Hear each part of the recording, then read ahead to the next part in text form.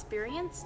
I do have a friend that we never agree to anything, but we're still friends. But we usually talk it out, and we apply reasoning and reasons why we think that way. So I will hear her out, and then I would add on to like what she thought and how I agreed with her, and then she would do the same with me, and then we would also talk about our disagreements, and we would just kind of work it out in the end and just be like, okay, yes, I understand that you feel that way, and we just understand each other in the end. One thing that's important to understand too is that no one knows everything. And every time you talk to someone, you might learn something new. So it's always worth starting that conversation.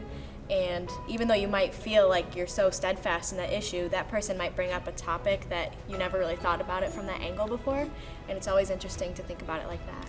Yeah, going along with what you're saying, I found you really have to look for your common ground, and you can really learn new things. What I've learned through having a lot of these conversations with my friends and people who disagree with me is just because you think you're 100% right doesn't mean the other person is necessarily 100% wrong.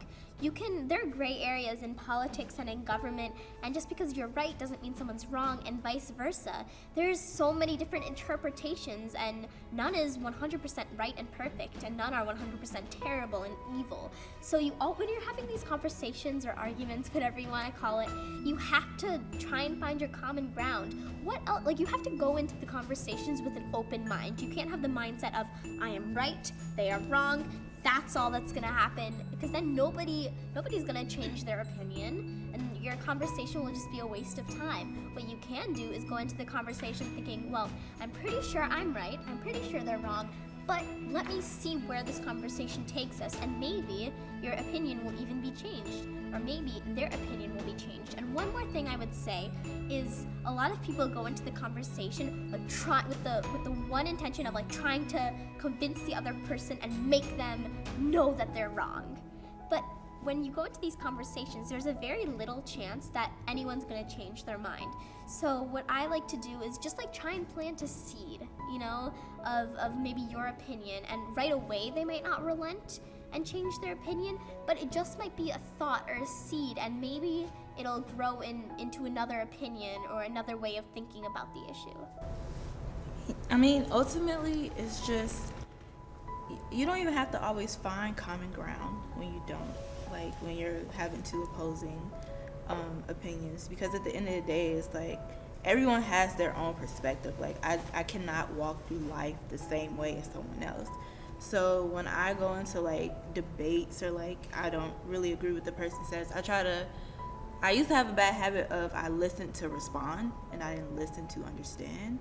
So now I try to step outside of myself and listen, and of course I go into the overanalyzing, what's their background, what they do, I kind of think let me try to piece together why they think the way they think, because for something that's logical thinking for me, being from Chicago, on the south side, may not be the same logical way of thinking for someone who grew up on a farm. We just aren't gonna think the same. We aren't gonna think certain policies matter over the other.